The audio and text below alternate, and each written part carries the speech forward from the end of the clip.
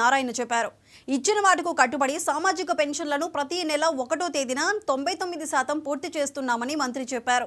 నెల్లూరు భగత్ సింగ్ కాలనీలో మంత్రి నారాయణ ఎన్టీఆర్ భరోసా పెన్షన్లను పంపిణీ చేశారు. రాష్ట్రంలో ప్రతి నెల 1వ తేదీన 68 లక్షల మంది లబ్ధిదారులకు పెన్షన్లు అందిస్తున్నాం. గత ప్రభుత్వం కంటే పారదర్శకంగా కార్యక్రమాలు నిర్వహిస్తున్నామని మంత్రి తెలిపారు.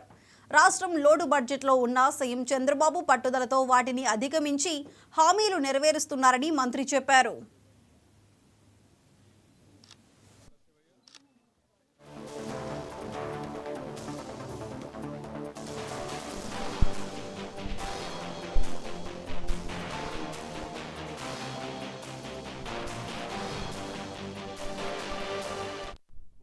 ప్రభుత్వం ఈ రాష్ట్రంలో ప్రతి నెల 1వ తేదీ ఈ రాష్ట్రంలో పండుగ వాతావరణం ఉంది.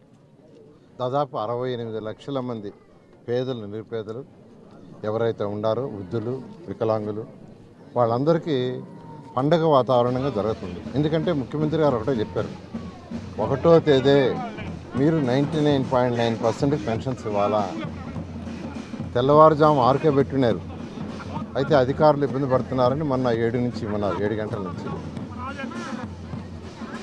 అందువల్ల ఈరోజు వృద్ధులు వాళ్ళందరూ కూడా 1వ తేదీ ఎప్పుడు వస్తుందా అని వెయిట్ చేస్తున్నారు. అన్న ప్రకారమే ఈరోజు 99% పైన పెన్షన్స్ 1వ తేదీ ఇస్తున్నారు.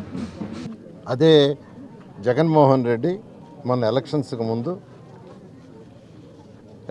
ముందు ఇంటింటికి పెన్షన్స్ ఇవ్వమని తెలుగుదేశం ప్రభుత్వం ఆ రోజు చెప్తే అది ఇవ్వటానికి కుదరదు, అందరూ సచివాలయాలకు రండని ఆ ఎండలు వృద్ధులందరినీ యాక్చువల్గా సచివాలయానికి పిలిపించారు. అక్కడ ఇవ్వడం జరిగింది, కొందరు చనిపోవటం కూడా జరిగింది. ఇవ్వలేము, కుదరదు అని చెప్పాడు. అలా ఇంటికి పోయి ఇవ్వటం కుదరదని. కానీ ఈరోజు ఎలా కుదురుతుందండి?